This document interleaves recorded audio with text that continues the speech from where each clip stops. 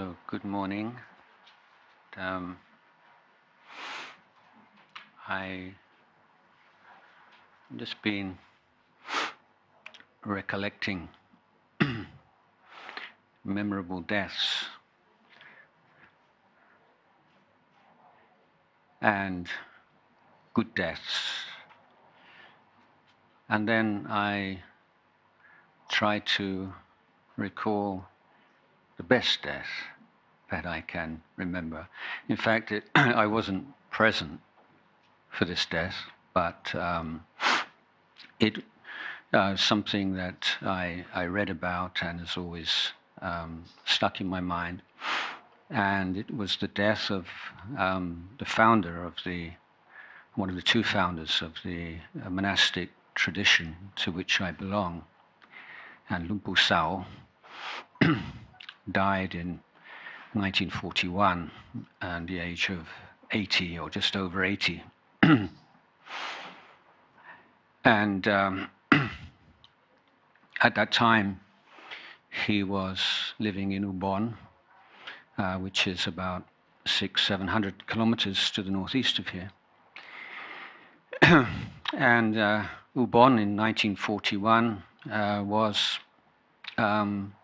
a small city or a town in a state of some turmoil. It was the year that French bombers dropped bombs on the city. And Luang Pu Sao was bitten by hornets and fell ill as a result, and realizing that his life was probably coming to an end, he wanted to go on one last trek, one last tudong, wandering in the jungle. And so he set off to Laos with a number of his students. And during this trip, during the cold season of 1940, he fell ill, and his condition steadily worsened. And so his students were able to procure a riverboat and started to make the trip upstream along the Mekong River. And Luang Pu Sao, I think, had realized he probably wasn't going to make it back to Ubon, and he suggested they make for Wat Amat in Champasak, Bakse. And the last 2 days of this journey, he was laid out, apparently unconscious, in the back of this small boat. As I imagine they paddled. I'm not sure whether they had an engine or a motor. But finally they arrived at the monastery, which was right on the riverbank.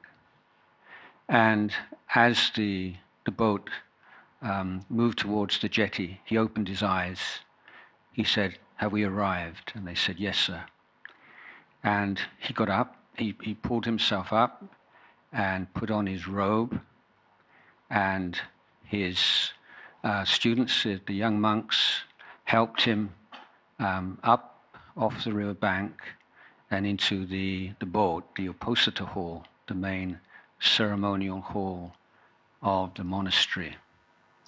And he called for his sangati. For those who don't know, this is the robe. It's basically the same shape as this robe, but you see it most often when it's folded and worn over the shoulder. So we usually wear the robe in that way on ceremonial special occasions. And so he called for his sangati, and his sangati was draped over his shoulder. And while the monks went to bring up their belongings from the boat and do other things, he went to pay his respects to the Buddha, big Buddha statue in the ceremonial hall. And after he bowed the third time, he stayed there in that prostrate position with his forehead touching the floor and didn't move. And his disciples, I assume, supposed that he was reciting some passage or some devotional passage, and weren't immediately aware that he wasn't moving at all. After some time, one of the monks moved closely and just very politely put his finger underneath Luang Pu Sao's nostril, and there was no breath coming from his nostril. And he realized that the great master, who we believe to be a fully enlightened arahant, had died wearing his robes, bowing to the Buddha, and after completing his third bow. So as a Buddhist monk, this is kind of like as good as it gets. That's a best death. Now, let's fast forward many years to I think it would have been late 80s, early 90s. And I was on alms round in our local village. And towards the end of the alms round, one of the villagers came up to me and said that one of the villagers who I knew very well and had been one of the group of lay Buddhists who had requested that Ajahn Chah allowed the Western monks to build a monastery in the local cremation forest outside the village. So I knew this man very well and I was very fond of him. So I and a couple of the other of the senior monks, we went to his house, which was just a shack, extremely poor man living in a rather ramshackle old wooden house on stilts. And as we climbed up the stairs and went into the central area, he was laying on the floor, and he had such a radiant smile on his face, and he was so happy to see us also. And as we got closer, and he managed to lift his hands and show respects, we saw that he had a couple of very old and battered photo albums, and he showed us. And his photo albums were full of pictures of monks.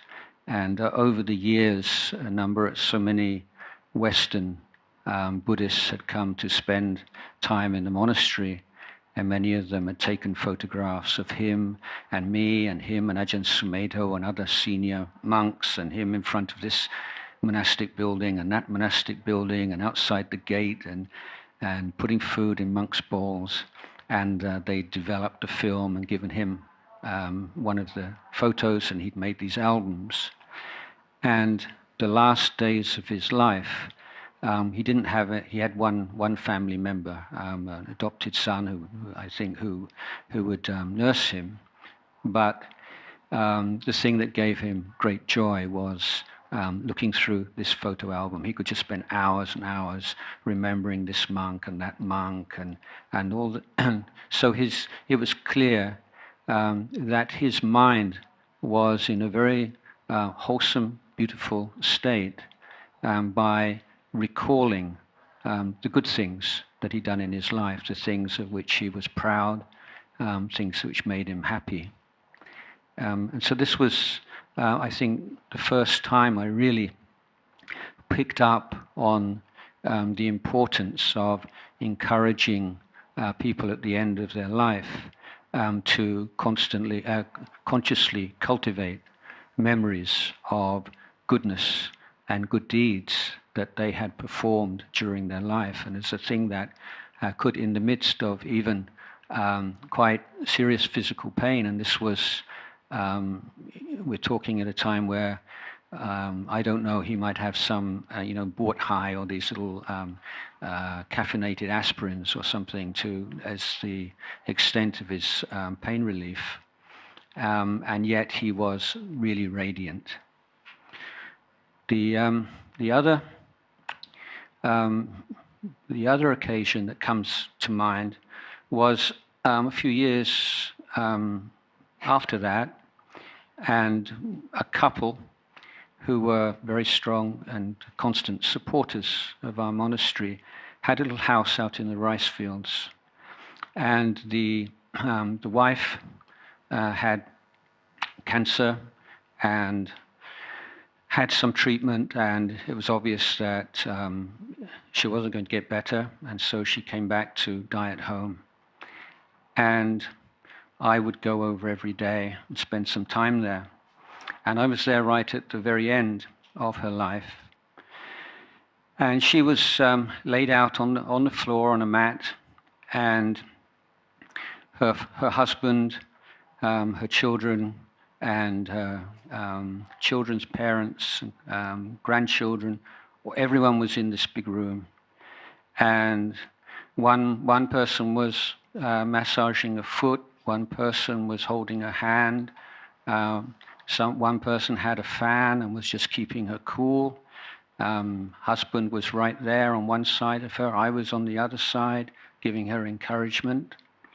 And again, although she had no kind of drugs or pain relief, it was a passing which was as peaceful as you could imagine.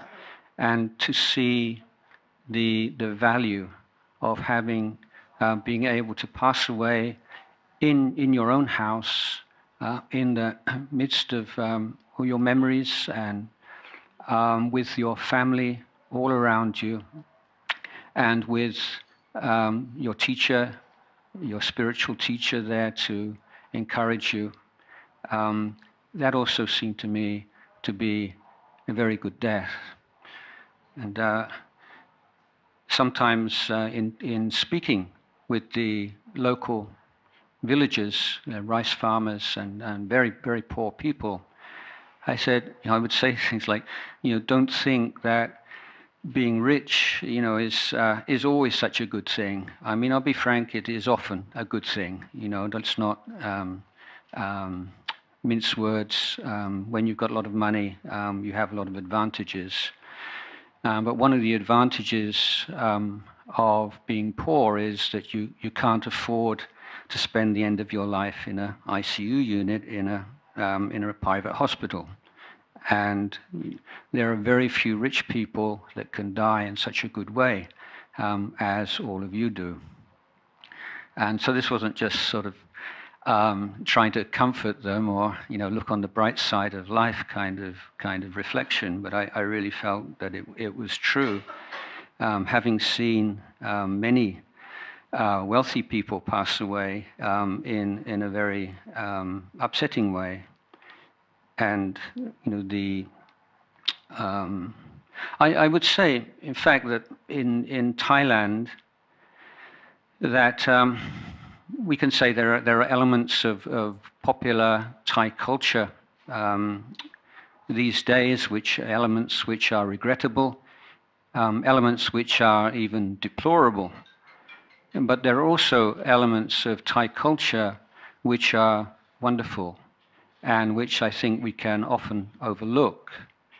And I would say, at least in the areas of Thailand which I've spent most of my life, in the northeast of Thailand, in the villages and more backward areas, that the relationship and the way that people deal with sickness and death is probably as mature as anywhere in the world. I think more mature than anywhere else I've seen. So, we have this kind of mixture of kind of mature and immature elements in our culture, and I guess that's the same anywhere. But when I first arrived in northeast Thailand, then I found that in our monastery we had a cremation place. And part of the background for this is that forest monks, always looking for quiet places to meditate. And most villages in South Isan, anyway, they've cut down the majority of trees by the mid-70s at least. But villagers would always leave a certain amount of forest, usually about 2-3 kilometers away, maybe a little bit less, in which to cremate bodies. So the idea is that they are close enough to be able to carry the bodies, or to at least to put them on a cart and pull them to the cremation place, but far enough that you don't have to worry about the spirits. So for meditation monks, then these cremation forests, often the only forest that is left in these denuded areas, but also it's just a good distance away from the village for a daily alms round, maybe 2-3 kilometers there, 2-3 kilometers back. But also because of the belief in spirits and so on, very few people will come into the forest and disturb you when you're meditating. And so subsequently these cremation forests have provided the place in which many monasteries have grown up, and yet retained their responsibility in providing cremations for local people. So our cremation place was just a simple brick steps coming up like this, and then on the day of a funeral, the local villagers would come in, find dead wood in the forest, pack it up between these two brick walls, then the rather flimsy wooden coffin would be placed upon the firewood. And then before let's just backtrack a little bit, if I may. After death, then the body would be kept in the house, and for maybe 3 days. Sometimes if there were relatives working overseas, then they might keep them a little bit longer so the relatives could get back in time. 3 days, and every evening then the monks would go into the house and chant the funeral verses, and then the senior monk, usually myself, would give a small talk and reflection on death and encouragement and support for the family of the deceased person. Then on the day of the funeral, the monks would go in again and chant, and then the coffin would be put onto a cart, and then the monks would walk carrying this long thread, pulling the cart with all the lay people walking along behind, and we'd process through the rice fields to the forest, put the coffin on the wooden pyre, and then there would be another session of chanting, something like the same kind of verses you would hear in a monastery in Bangkok, and a Dhamma talk, again reflections on impermanence and death and separation, etc. And then the funeral itself would take place. And one of the things, one of the rituals would be to place these little Dokmai Jan on the body itself. And so everybody in the village, including children, children the moment they could walk basically, or even carried up, would climb up these little steps, look at the dead body, and place their Dokmai Jan on the person's body. So, following this, the fire would be burnt, would be lit, and in a very short time, the coffin would fall apart. Most of the lay people by this time would have gone home, except those close family members. But the monks would stand and watch the body decompose in the fire. And I thought this must be the most mature way of disposing of human body that I could imagine, and that everyone was involved. But the amazing thing for me, and I've seen this over and over again in many years when we have Western visitors and young Western men coming to become monks, that people are just surprised at how light and carefree even that the atmosphere is. People are laughing, joking. It's not at all the kind of atmosphere that you would expect if you come from the Western world. Certain limits of decorum and very, you would, I think, be looked upon as perhaps being heartless if you were to smile or joke at a funeral in England, for instance. But I would ask, by that time I had some Thai language. I said, why is everyone so kind of happy and laughing and joking? And isn't anybody sad? And I said, well, เป็นเรื่องธรรมดา. So it's just like, it's normal, it's natural. It's what happens, you know. People get old, they get sick, they die. That's just the way things are. And so this kind of basic Buddhist wisdom is so embedded in the culture that there's this. It's not considered to be wrong or bad or, you know, why did this happen? The only time I've seen some tears and anguish when children pass away, of course, that's something else. But for anybody, I would say over the age of 40, 50, it's just sense, yeah, this is completely normal and natural. So in terms of good life and good death, from Buddhist perspective, the connection is that one element of a good life is embracing the idea of death, or the reality of death, or the certainty of death. And not only that, but to recognize and to fully be conscious of the fact that this certain death is uncertain as regards to its particular nature, in terms of exactly how you would die, whether it's from an illness, an accident, or whatever, and when you will die.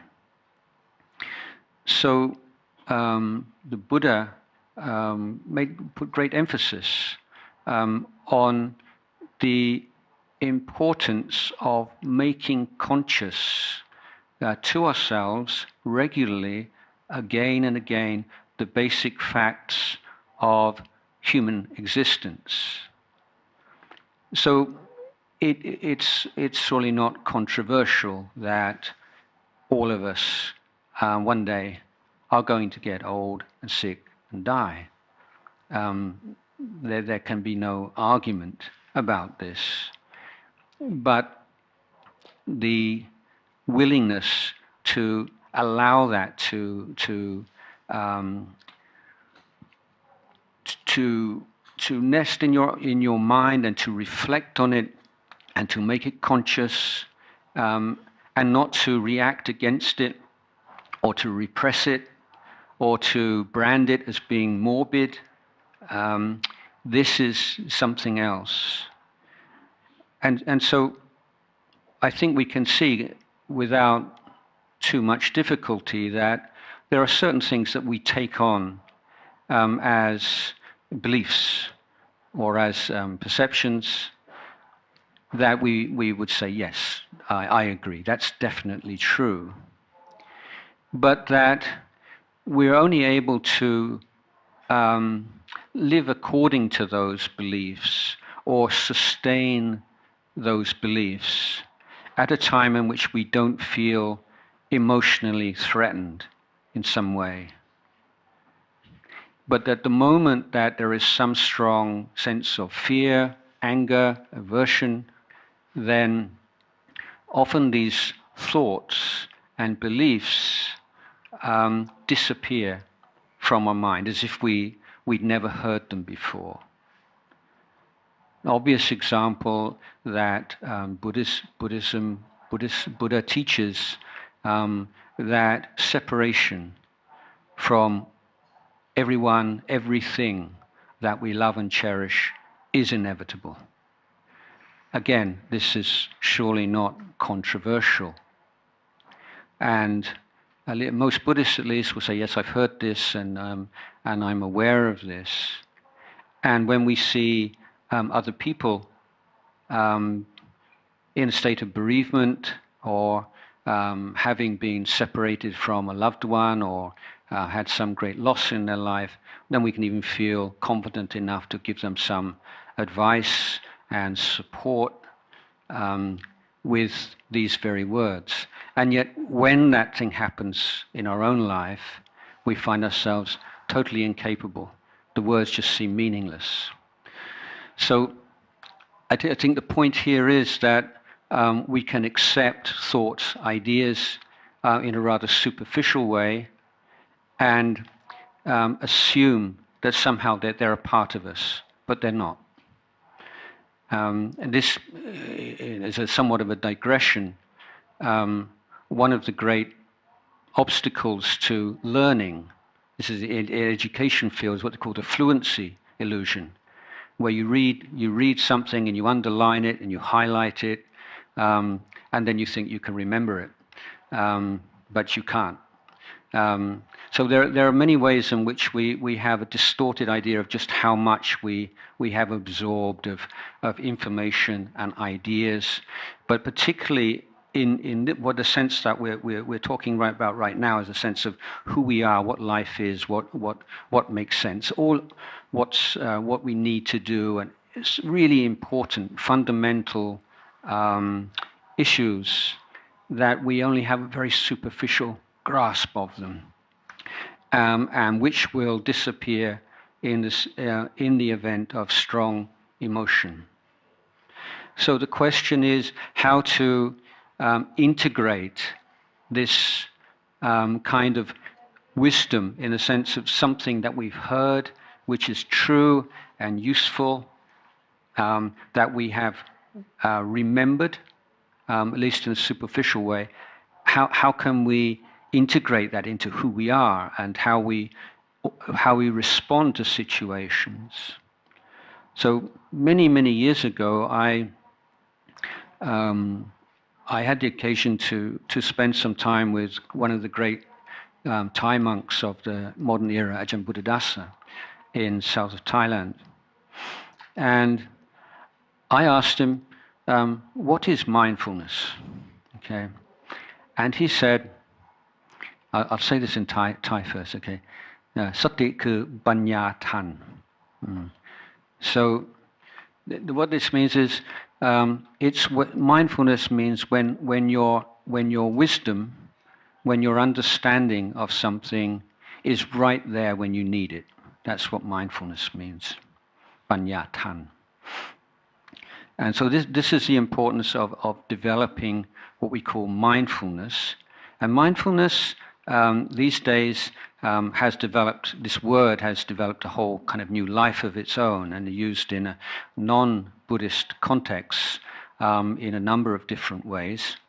But in Buddhist context, it has a close association with memory and the ability to recollect and bring to mind what you need to know at any particular moment. And we develop this ability by cultivating this recollection of certain useful topics. And one of them is death. So the recollection of death and the inevitability of death, the uncertainty of the time of death, the uncertainty of how death may appear, this is considered part of a good life.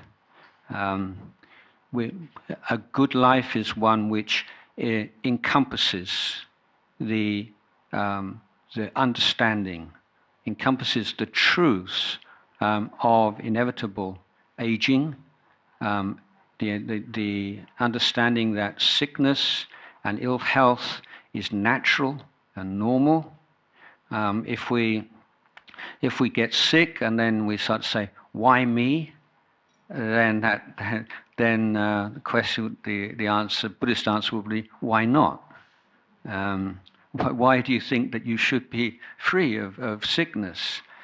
So these days, a lot of people think if I just eat all the right things, or I do all this exercise, then somehow you've got this kind of mystic kind of protection against death. And of more religious background, people think, oh, I've done all these good deeds, I've made all this merit. So why is this happening to me? So the idea that all goodness gives you some kind of protection against the truths of old age, sickness, and death. It doesn't, but it gives you the power and the clarity of mind to be able to deal with these things better. It's not that these things don't happen. So one of the classic Buddhist blessings says, may you endure a smooth journey over the bumpy road of life. So most people who want blessings, they want blessings. May the road of my life be a smooth one. But the Buddha says, no, it's not going to be smooth, never. But you can have a smooth road over the bumps, smooth drive or a smooth journey over the bumps if you develop yourself well. So again, let me sort of return briefly to the topic. So good life. This idea of good life, this does have a great deal of resonance with me personally, in that my own journey, bumpy journey, started off as a teenager, when the question formed in my life in my mind was, what is a good life? And following from that, next question is, what is the best life to live as a human being? And then the doubt arises, is it even possible to distinguish between different lives and say, yeah, this kind of life or this life is better than that one? So what are your criteria for making such a judgment? If we're making judgments between cars, let's say, we have all these different criteria in terms of beauty, safety, luxury, comfort, speed, etc., etc. But what are the criteria for determining, this was a good life, a life well led, and this was not? So in sort of postmodern kind of idea, you don't have that kind of right to make that choice. You create a narrative for yourself, and everyone has their own has the right to make their own narrative, something like this. But my question was, are there any kind of underlying universal principles? So this is what led me to spend a lot of time reading books and investigating this matter. So it became kind of all over conquering like obsession in my life, to the extent that I've pretty well neglected all my school studies to pursue this. And my answers I found in book on Buddhism, and this was my path appeared before me. That most simply, that human beings suffer. Some of the human suffering is inevitable and unavoidable, but a huge amount of human suffering is avoidable, and that the teachings of the Buddha provide a path of practice, a systematic and effective way to educate oneself so as to reduce and ultimately eliminate all the unavoidable suffering in life, and then to share one's understanding of how to do that with others.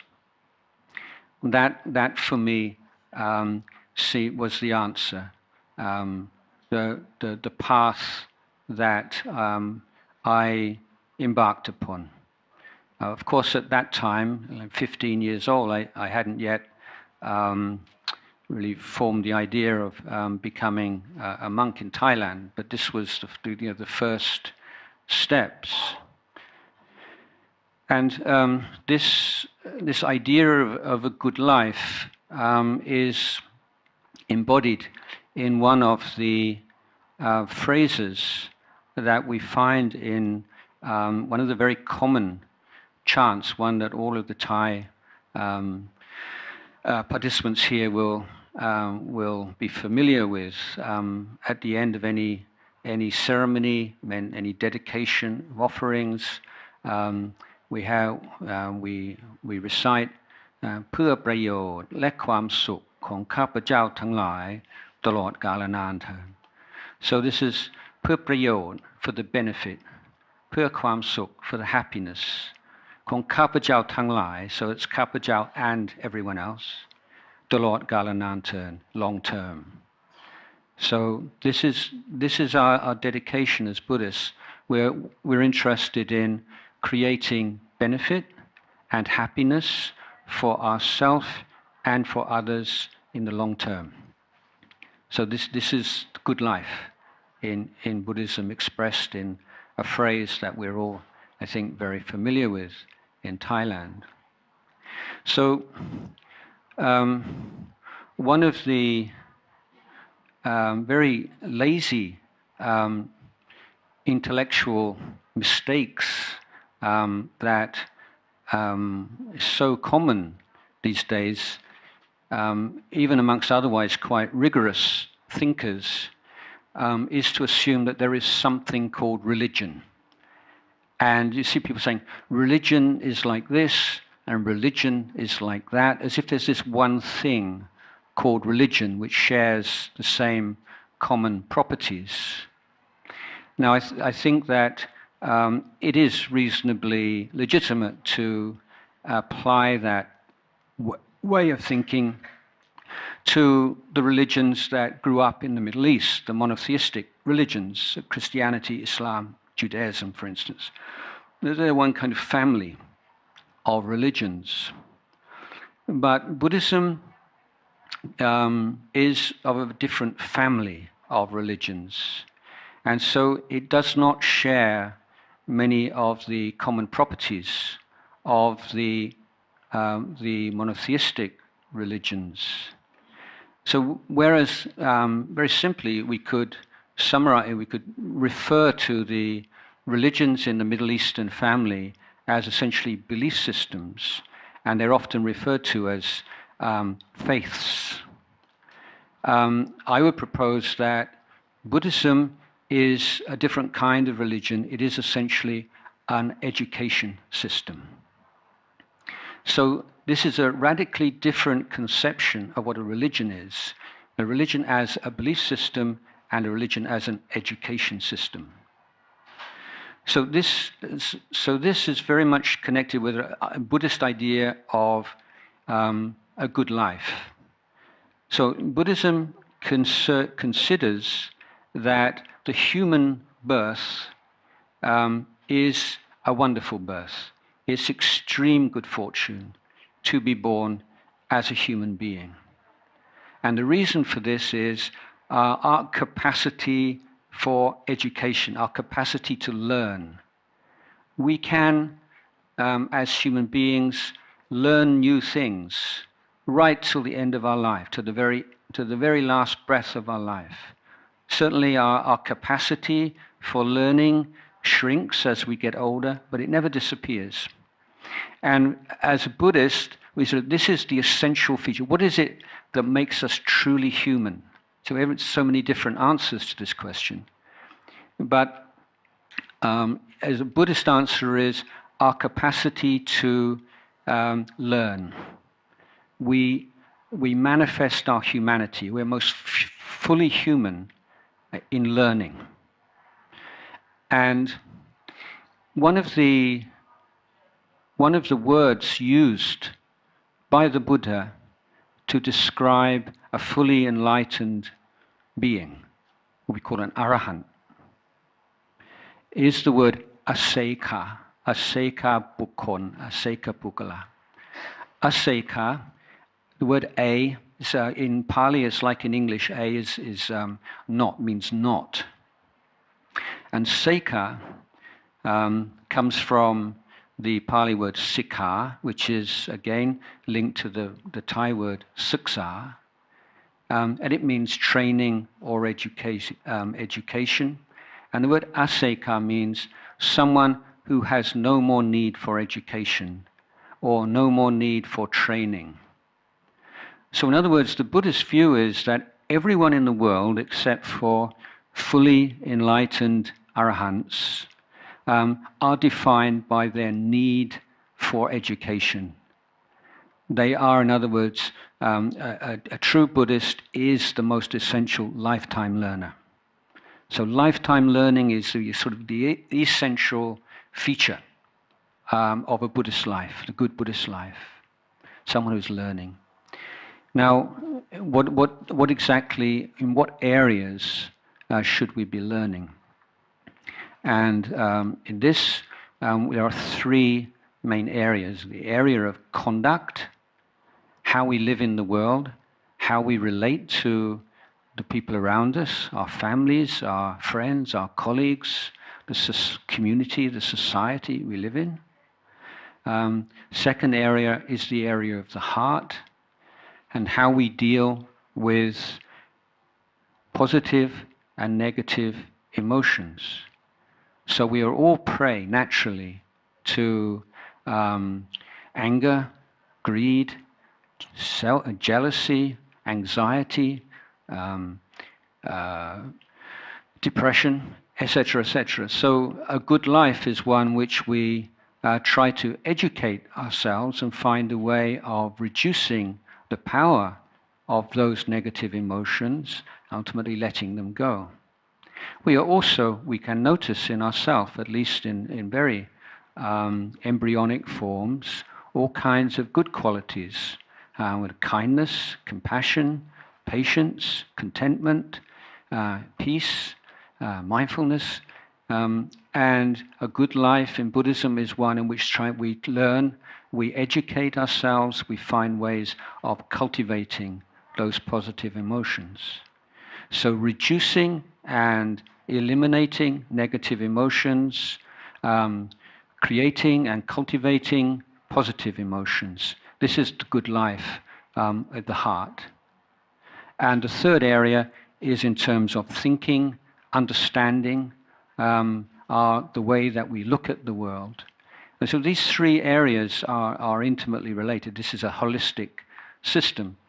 But we're learning ways of solid, good, creative, critical thinking, but then particularly the Buddhist practices of particular exercises, developing discursive thought, discursive meditations, such as the recollection of death, for instance, to create particular mental states which have a positive salutary effect on our lives and minds. So these are the elements of the good life in Buddhism, summarized as lifetime learning, and learning in terms of cultivating and educating our conduct, our heart, and our wisdom faculty. These are the three areas, what we call the Dreisikha. In these three areas, if we expand them into more detail, then we get the Eightfold Path, which I'm sure you're familiar with. So the extent to which we are going to be ready for a good death is going to be quite significantly linked to the extent to which we actualize a good life. So these things are considered to be inseparable, because a good death can appear at any time, and the Buddha would constantly be reminding monks, and we ask the monk, how often do you practice mindfulness of death, or once a day? It's not enough. How often? You ask another monk, like once every hour, and not enough. Somebody else says, oh, like every few minutes, not enough. It should be every breath. That's the kind of importance given, and monks are encouraged to think every day. This evening, so I could be bitten by a snake. I could fall ill with malaria or this, and so rather than feeling kind of upset and insecure, if these reflections are carried on in a wise, thoughtful way, the effect is, and you can try this for yourself, is one is that you see the value of time. And we waste so much time, don't we? I mean, everyone's always, everyone now, we talk about being time poor. We have so little time. And yet at the same time, if you're very honest with yourself, just write out how you actually spent your time from the moment you wake up in the morning until the moment you go to sleep. How much time you spend online, on social media, and how much, of that time do you really need to spend on social media? So there are so many areas in life where we're very sloppy and heedless in our use of time. And one of the reasons for that is an absence of this sense of urgency, and sense that time we can say, yeah, time's money, but time, we don't have anything else really. And one of the ways to bring up this sense of the value of time is by reminding ourselves regularly that death can come at any time. And this is a systematic approach to bringing that more careful use of time. Another aspect of this is that we begin to see that we don't really have time for such petty emotions. How much time do we waste with loved ones just through being in a sulk or being angry, or some small thing, that just allow to grow until you can hardly speak with each other, and so if we were beings in heaven realms where you have like a lifetime of 1,000,000 years, it really wouldn't matter, would it, if you're in a sulk for a few days with somebody because of something they said or did. But we're not. We have extremely limited lifespans, and everything we have and hold is insecure. This is an insecure situation. Now, we have to come to peace with insecurity, the radical, inevitable insecurity of life as a human being, rather than try just to forget about it. That's the usual, that's the instinctive way of dealing with things that are threatening. But the Buddhist way is say, learn how to face these things and come to peace with them, be able to coexist with them. And this is a far more wiser way of dealing with the truths of our existence. And so we would say, yeah, I'm ready. If I live another 10 years, 10 days, 10 months, 10 days, 10 breaths, I'm ready. This is the kind of maturity that we should be seeking to develop. So as people come towards death, what are the kinds of things that prevent a peaceful death? One, the sense of things that we've done that we feel regret for, and we feel guilty about, sad about, worried about. So why wait until it's too late? Try to let go of these things. If it's anger and enmity and towards others, maybe it's time to let go of that loose end and to make a fresh start, to forgive. If it's yourself, similarly. then in the case of other people, just feel these regrets for all these good things that we were going to do, and we never really quite got round to. Why? Because we told ourselves we didn't have enough time. So if we don't have time to do good things, then what are we doing with our time? So these are two areas. Part of a good life, and in terms of preparation for a good death, is to say, what areas of our life cause us grief, cause us anguish, cause us regret, cause us shame and guilt? What are we doing with those? Are we just turning our backs on them and trying to forget them? Is there a way of just gently bringing those things up and dealing with them in a wise way and letting go of them right now?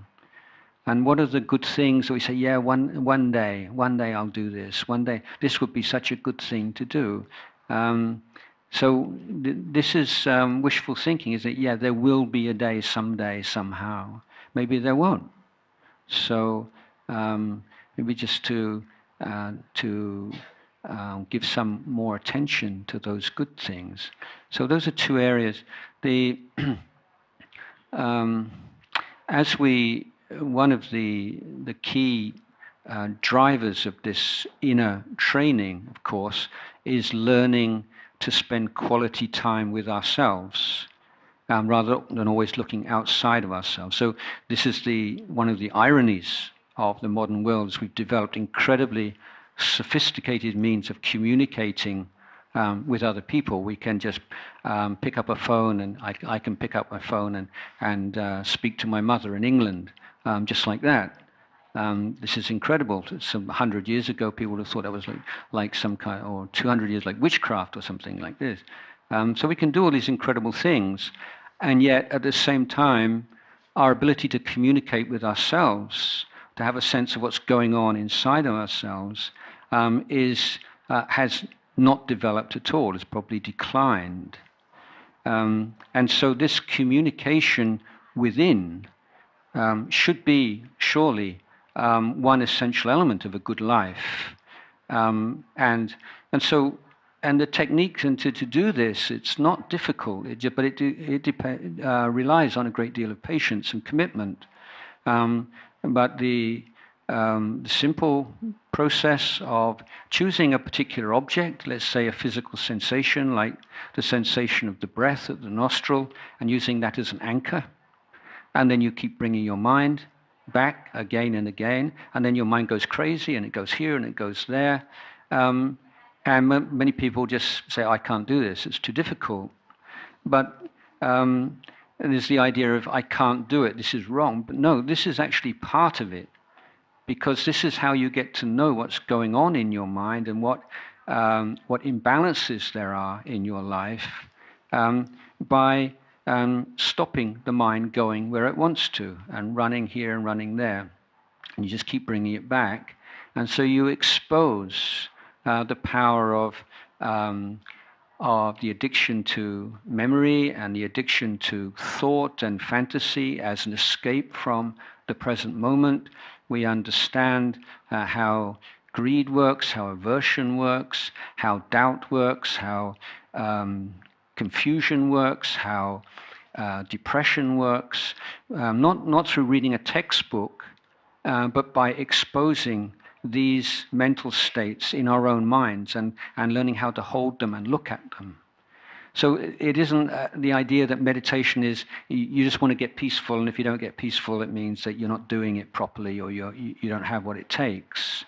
The first stage, and it's a very important stage, is learning about all the things that prevent you from being peaceful. And you get so much really good raw data about human condition with yourself as a guinea pig.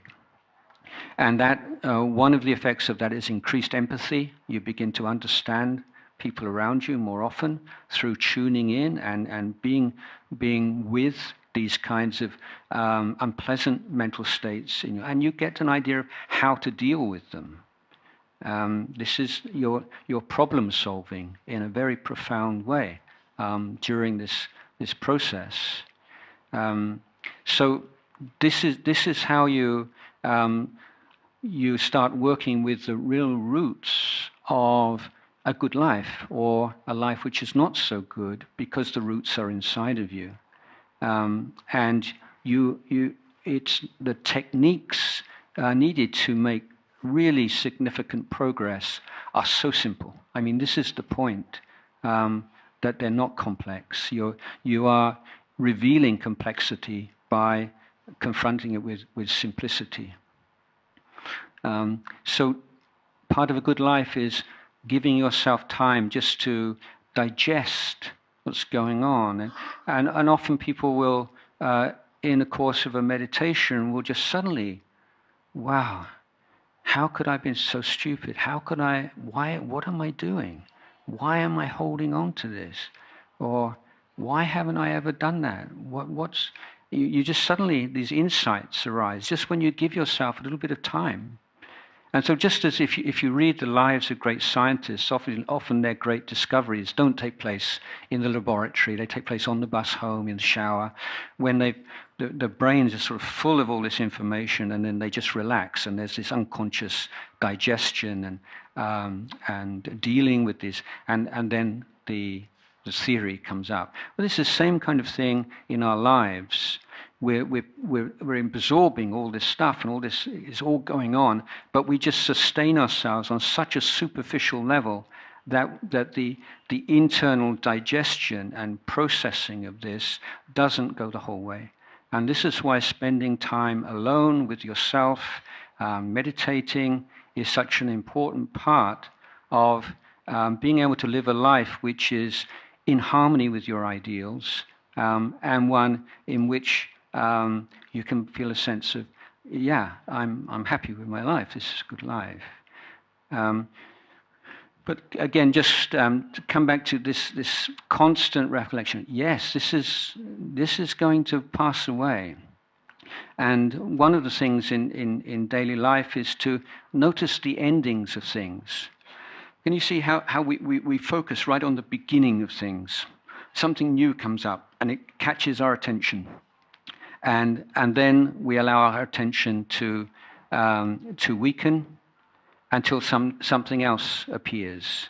So we're always hooked onto the next thing, the next thing, the next thing, and we do not pay sufficient attention to the passing away, passing away, passing away, passing away. But if we can redress that imbalance and bring a bit more attention to the ending of things again and again and again, then this is what prepares the mind for the increased number and more significant endings that come as we get older.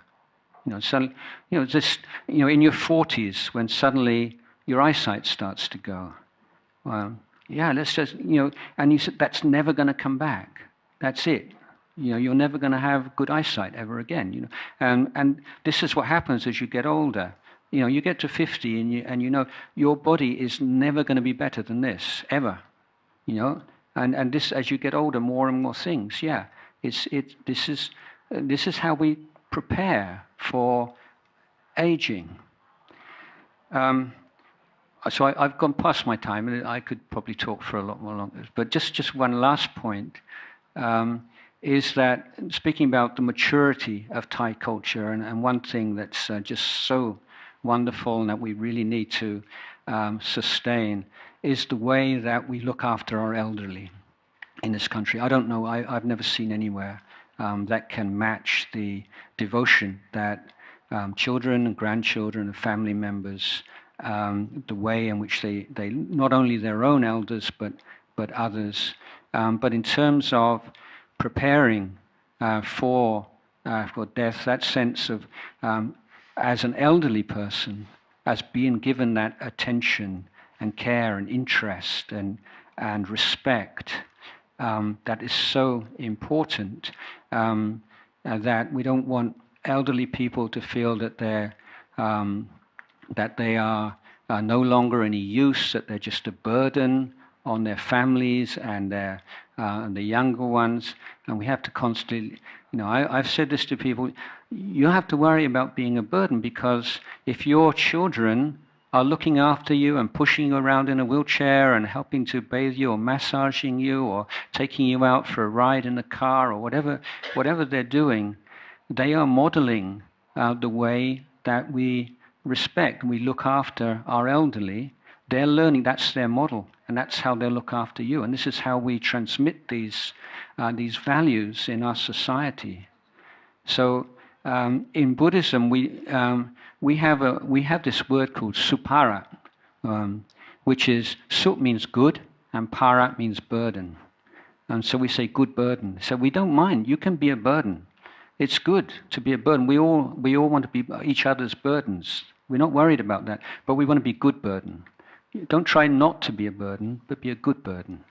And when somebody and a monk there's a little ceremony where you ask someone to be your teacher. We do this at the beginning of the Rains retreat. And the Pali phrase translated is, "Dear teacher, may I be your burden and will you be my burden?" Yeah. So this is the Buddhist approach. Like we give importance to this responsibility. We're aware of rights, we respect rights, but they have to be balanced by responsibilities. And our responsibilities to each other, in our family, and our communities. This is so important to creating a good life, which will lead to good death. So these are a few not so systematic, but sort of here and there thoughts on this topic of good life and good death, and I would like to end my talk at this point.